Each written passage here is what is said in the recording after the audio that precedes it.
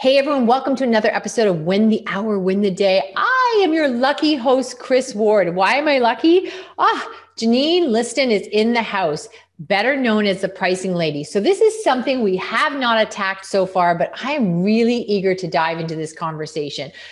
There's so much that we could talk about. Janene, let's just hop right to it. Welcome to the show. Hi, Chris. Thanks for having me here. Hi, everyone. So Janene, you got all these credentials. I could list them and I know they mean a whole bunch of stuff in your industry, but let's just dive to it. Let's just talk about what is it you think are the biggest mistakes we all make when it comes to pricing? Okay. So the first mistake I think that people really make is that they don't actually believe in the prices they're charging. Okay. That is probably the thing that holds them back the most. Because if you don't believe that you're charging the right price, how can your customer believe it? Okay, so you think they're undervaluing themselves? Sometimes it's undervaluing themselves, and sometimes it's just that, pricing isn't something anybody ever pulls you aside and teaches you how to do. Right. Like riding a bike, dad or mom taught you how to do that with a kid. Well, nobody does that with pricing. So you're doing something that you have no information on how to do it. And of course, then it feels really uncomfortable. And then you're unsure of the whole thing, right? Right. So where does one start? Because you can often say, whether you're new in your business or let's say, we're always evolving, right? Mm-hmm. My whole thing with Win the Hour, Win the Day, it's, getting to your what is next, what is next, what is next, and moving there really effectively and efficiently. So there's always a what is next. You're always going to be, I've never done this before. And how much do I price? There's always expansion. Mm-hmm. So when you're doing that, what are the variables we put in play? Like, okay, am I looking at the marketplace and compare myself to others? But I'm doing this differently. Am I new at it? Where do we even begin other than looking at the ceiling and saying, okay, what can I stomach? Great question. So I always say pricing is rooted in a deep understanding of the customer, because this is where pricing starts. Mm-hmm. Your pricing should be related to the value people get from it. And the only person who determines what the value is the customer in the end. So they're the ultimate judge and jury of the value that you deliver. So if you're not clear about who you're really targeting, then it's hard to set a price because you can't really understand the value from their perspective. So it has to start with understanding them. And the mistake people make, service businesses tend to go to the competition, see what they're doing, and then say, I'll price a little bit lower than that. Right. But they don't know if that business is successful or not. They don't know if they're targeting the same group. You actually don't know anything about that. And so it's part of the equation. It's just not where the equation starts. Okay, that's a really good point. And that could umbrella every discussion, because so many of us have said, well, they're doing this, they're doing that. And you're right. We don't know what's going on. We don't know where they are in their journey, how much experience they have, or that they'll be out of business in 6 months. We don't know that. So, okay, when you're looking then at pricing, saying, now, I have no problem experimenting with pricing. I've done that where, I'm like, okay, they were so close, but they thought it was like 2 or 3 people now have told me that's a bit steep or that's this or whatever. Mm-hmm. And so then let's play with the pricing and adjust it and stuff. So I see it as a breathing thing that we're always finessing and playing with. What are some of your, what do you recommend as far as starting point or how to adjust? Right. So you're right in that it's not, I think what am I trying to say here? One of the myths that people have around pricing is that they just set a price and then they're done. Right. But pricing is actually a way of being in your business. It's about making good business decisions. And I had this conversation with a client today where, she's like, should I offer this early bird discount? And I ran her through the logic for that. Well, is it a good business decision? Why are you doing it? Are you doing it to be nice? Then it's probably not such a great business decision.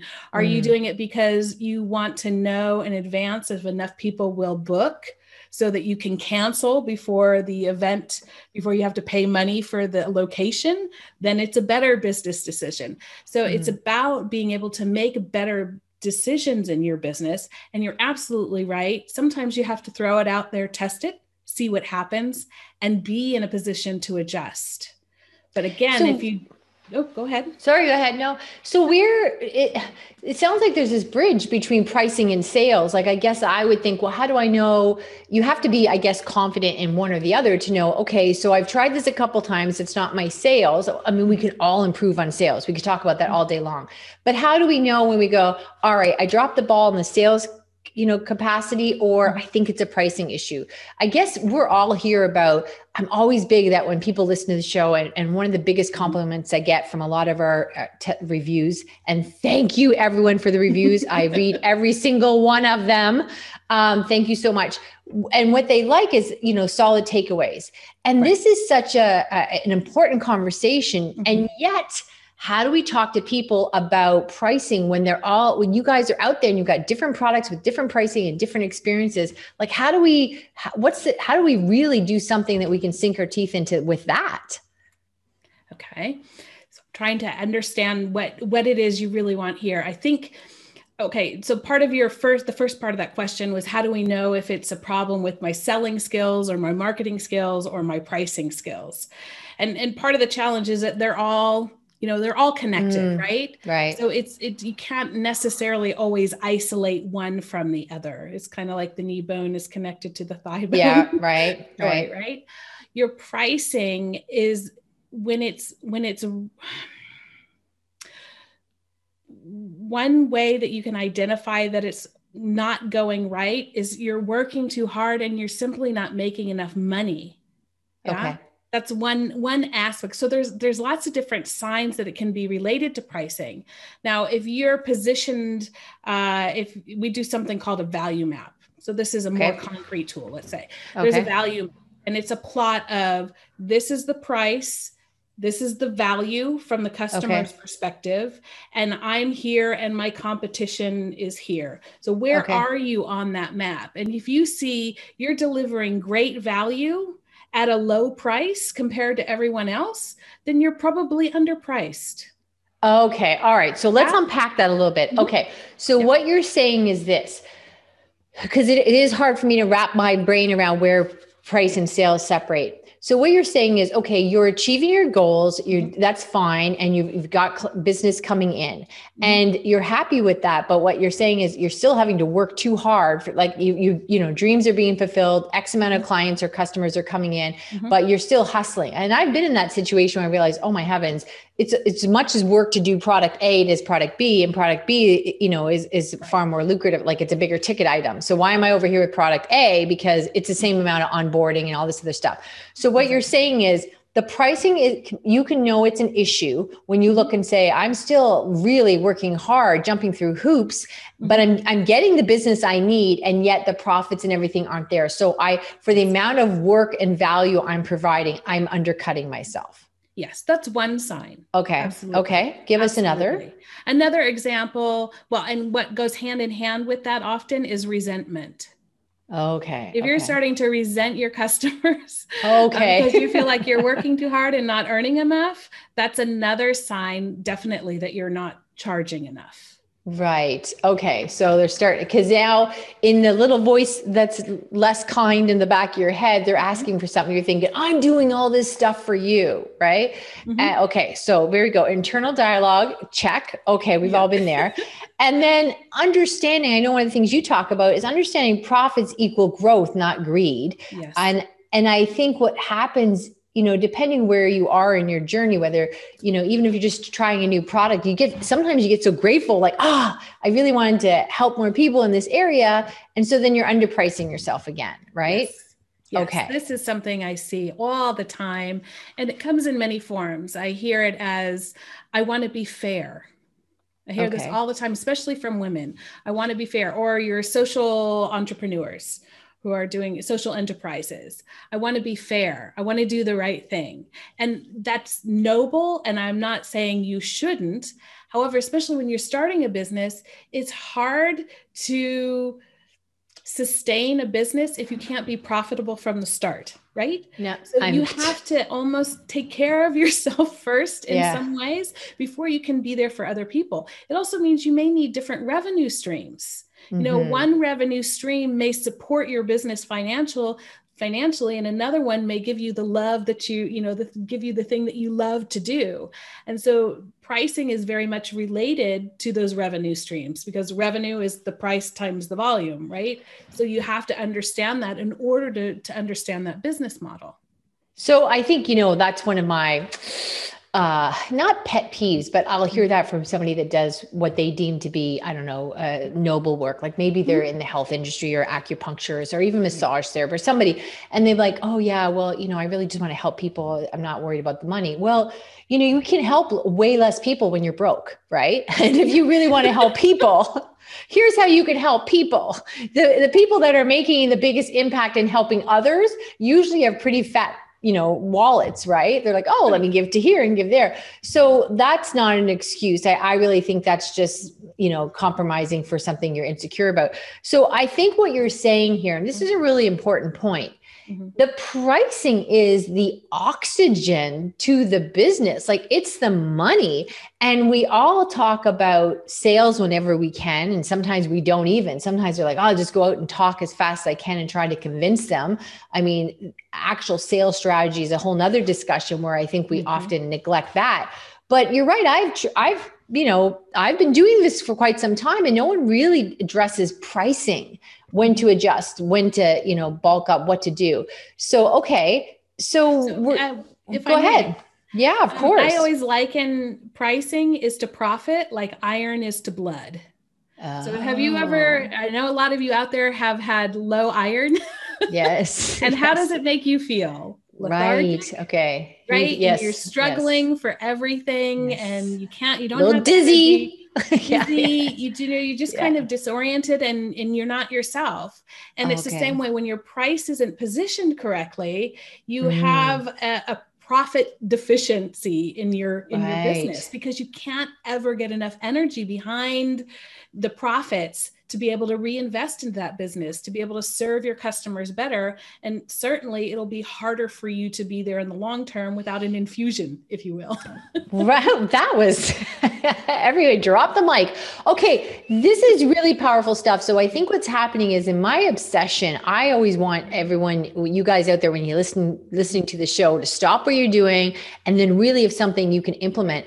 And I'm always a little nervous. And I said that to Janene when we were talking. I'm like, what can you give them as solid takeaways? Because I never want things to be in theory.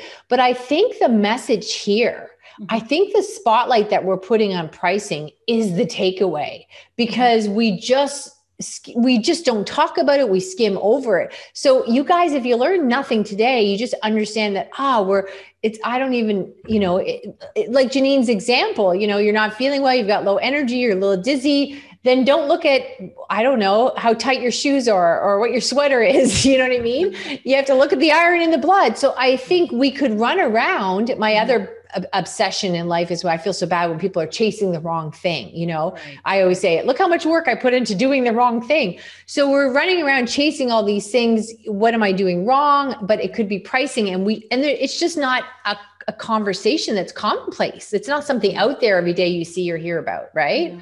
And what's interesting is it is the biggest profit lever a business has. Okay. So there are only 4 things that affect profitability in a business: price, volume, fixed costs, and variable costs. That's it. Okay. That's the only math that there is, are those 4 things. Okay. And price has a bigger impact, because if you get 10 more, let's say you charge $10 more for what you're offering, that $10 is profit, pure profit, goes direct in your pocket if you want it to, right? Right. But if you reduce your cost by $10, it doesn't all go in your pocket in the same way. Right. So price has a bigger impact, which means 2 things: that if you are slowly eroding your prices, let's say, okay, there's a study done by McKinsey years ago about this, and they determined that for this group of companies they analyzed, a 1% improvement in price was an 8% improvement in profits on average. Wow. Let me restate that, because it takes a moment to sink in. But for these companies, a 1% improvement in price was an 8% improvement in profit. So it's not 1% in price and 1% in profit. It actually has a bigger impact than that. Okay. So let me understand. Now, I do know when you start cutting your prices, it's a race to the bottom, because what you're now doing is you're competing about price, you know, you do the whole Walmart thing. We're not saying the value's there, we're saying we're cheaper. So do you want to be competing that you're cheaper or that you're, you know, a valuable service? Is there a way that if you were talking to somebody that, like, let's say you pictured my brain, and where they have the math side of my brain was an open window and things fly in and out from there, like the leaves off the street. Okay. So how do we go from the 1% in increase in price, it gives you 8%. Like, I know obviously it's solid math. Can you explain it to a simpleton like me? I have a tool actually that shows that, which is the best because it depends on the financials of the business, whether it's 6% or 12%, right? So they took the S&P 1500. For service-based businesses, the number generally will be a little bit lower than 8%, and volume starts to have a similar impact. But there's a catch with volume, that there's a limited number of hours a day for a service business, or a number of hours in a year, day, month, whatever, right? So there's a limit to how much volume you can increase. So price is still the most significant. Okay. So the lesson here is, first of all, I wasn't supposed to get the math. Okay. So that's awesome. I appreciate that. So it's like when they give you a mortgage calculator, oh, I'm not supposed to understand that. Thank you very much. I can move on. So we're not supposed to understand the math. And the whole thing is, I think what you're saying is, I think the lesson there is it's not direct math. So that idea of, oh, well, if I only increase it $10, it's only $10. Or if I just decrease it $10, it's just $10 less in my pocket. It's not, you know, that kind of lateral math. It's far more significant than that. It is more significant than that. So that the $10 was my way to make it simple, because if I charge $90 or $100, that is $10, and that $10 does go directly to the profit line. But if it's a cost, it doesn't go directly to profit. Because of the math, it works out differently. But it is straight up math. It's not financial voodoo. Okay. But it's not, it is straight up math. It's just too complicated to explain in words. You would have to see. That's fine. That's fine. So before we move on, let me just say one other thing. 100%. It's really important. Go ahead. Yeah. And that's that pricing cuts both ways. Okay. Yeah. So if you're able to increase your price by 1%, we said it's 8% profit. If your prices fall by 1%, your profit falls by 8%. Okay. Yeah. Okay. Got it. So sometimes it's not about pushing your prices up. Sometimes for a lot of companies, it's about not letting them erode over time. Okay. All right. That was an aha moment. Funny. Again, I don't know if that shows my confidence in how bad my math is, but I don't know why we just thought what went up and went one way and what went down did not go all the way the other way. So this is also all things the same. So we're assuming the volume doesn't fall a lot and that your prices aren't super elastic, right? Yeah. So we're not assuming big volume and cost changes. No, these are valid, huge points. Okay. So let's talk, you also talk a little bit about the psychology of pricing. Mm-hmm. Now, does that tie into the whole, 97 is better than $100? Where are we going with the psychology? So that's one aspect of it. So your prices are constantly communicating, both internally and externally, right? So there's the way you think about pricing internal to your company has an influence on what's going on externally.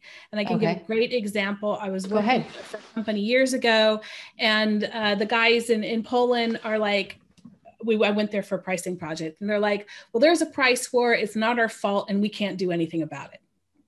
And so for years and years, that was their attitude. I would regularly go, say, hi, how's it going? You ready for the project? Nope, there's a price war, we can't do anything about it. And they just sat there for 2 or 3 years spinning in this pot of whatever you want to call it, right? Not actually doing anything different than they'd ever done before. And then one day I found a friend of mine who had started his own pricing consultancy, speaks Polish.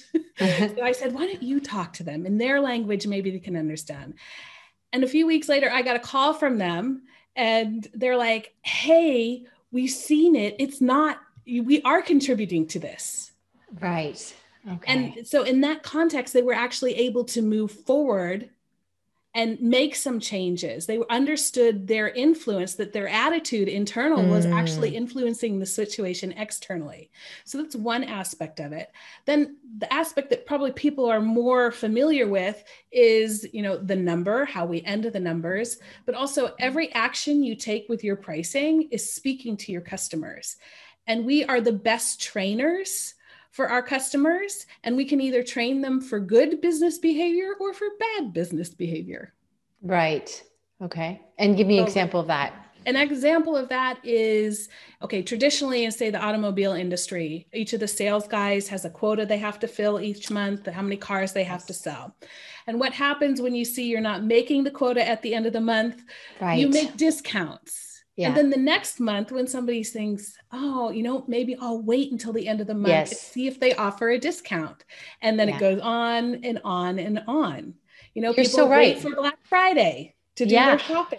Or there's stores that I go to, like a clothing store, that I know they wait to the end of the season, and they, like, I go visit my outfit a couple of times because they give such crazy discounts, like 50, 60, and they're known for that. Like, but so like, I'll come back and visit you and we'll see where you are, and I'll come back. So you're right. They're training me to do that, right? They're like, in a sense. And I mean, the retail industry is very specific in terms of inventory, and they're trying to turn over inventory in a very specific way.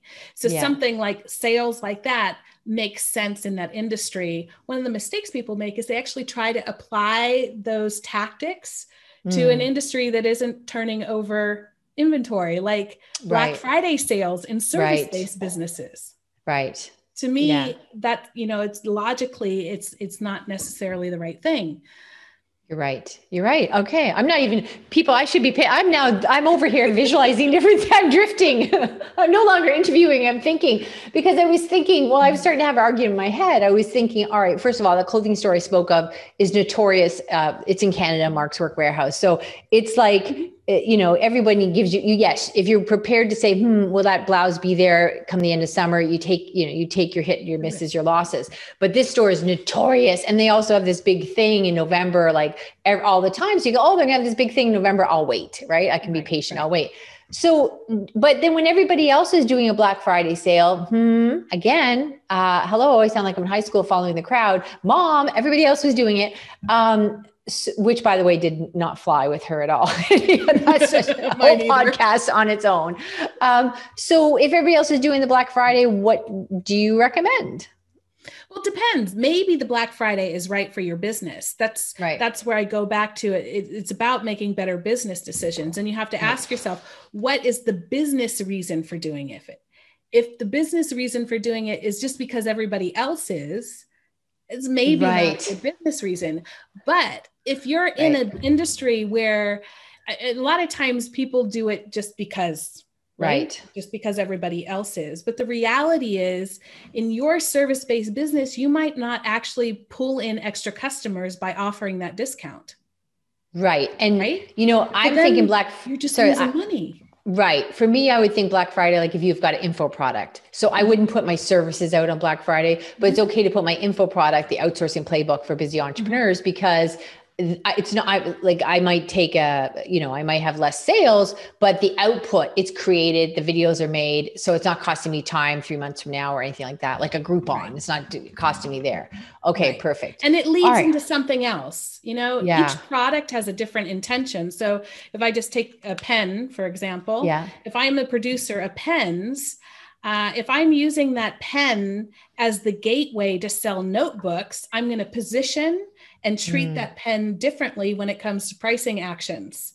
But if the pen is the main thing I'm selling, then I might have a different strategy behind the positioning and the pricing actions I take or offer with it.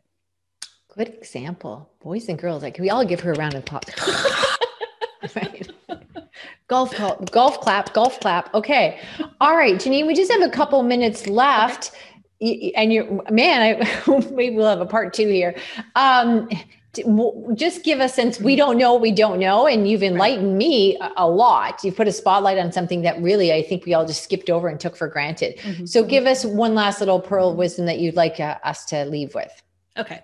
So I think one of the most important things is to understand the value that your products and services brings. And one of the most important questions you can ask is, how do I help my customers reduce risk? How do I help my customers create a competitive advantage? How do I help them improve the quality of their life or what they're offering? And how do I help them create economic efficiency, which is time and money? And with those 4 quadrants, if you can quantify that, then you have a number to compare to the price that you're offering to see if the business case makes sense for your customer. Okay. So numbers, are you saying like, if you can, numbers go well with numbers. So when people are working with us, with our private coaching, Win the Hour, Win the Day, you know, we help entrepreneurs stop working so hard. We're also now about to do this group coaching thing called the Winner Circle. You guys want to get in the group for our masterclass. I'm not kidding you. It's awesome. And one of the things my existing clients tell me all the time is they get 25 hours back a week within the first month of working with us. And they conservatively save $50,000 a year because there it is. You know, they're not paying for vendors, and they're not, you know, whatever projects you're doing 10, 11 o'clock at night. Also, you're charging your company way too much money because you should be bringing in money. So if you could bring in $100, you're now charging yourself $100. But often what happens is they're overpaying for stuff that they need quick and fast at the last minute. So over and over again, they all say it's around $50,000. So these would be obviously really good tools to be tying to my pricing. Absolutely, because it puts your price into context. So if your price tag is 10,000 and they can get 50,000 just in the first year, right, then the business case is really strong. Now, if they're paying 10,000 and you know the business case is 10,000 in the first year, it's still not a bad business case because as long as it's repeatable. So over 10 years, they're investing 10,000 and getting 100,000.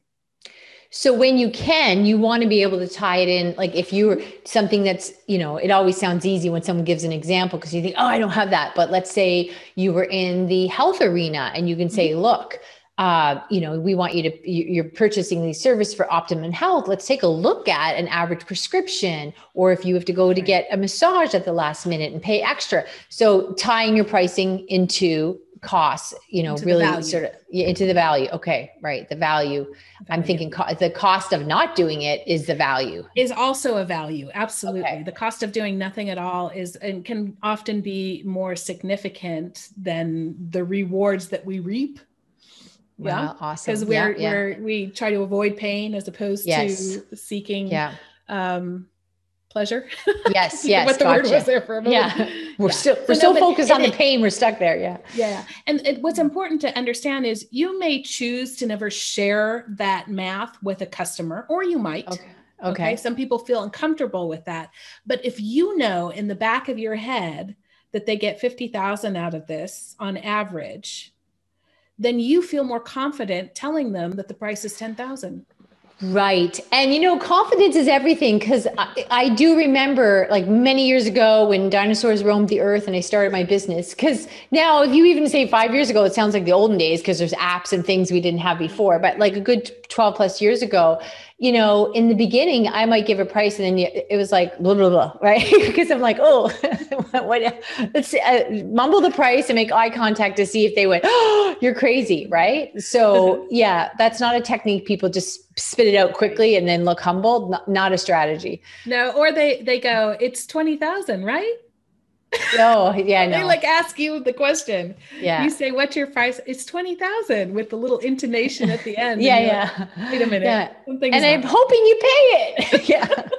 I think the biggest thing I learned, what I do is when I give the price, then we've had conversations with other sales strategists, but whatever your closing statement is, I often would say, does that seem of value to you? Because then they can give you something back and say, well, it does, but I can't afford it or whatever.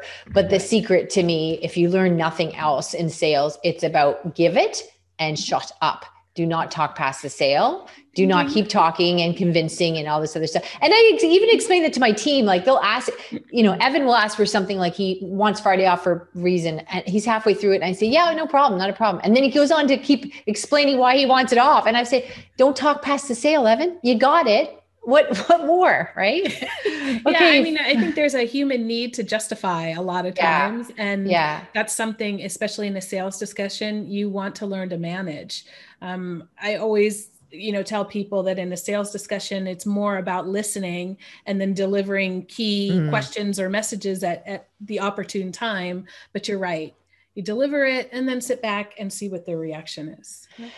Janene, thank you so much. This has been an absolute treat, and you really navigated us through some muddy and murky waters. Where should people reach out when they want to hear more of your brilliance? Yeah, they can head on over to thepricinglady.com and they'll find all kinds of goodies there, including that tool set that I talked about earlier. Okay, awesome. Thank you so much. And you guys, we'll see you in the next episode of Win the Hour, Win the Day.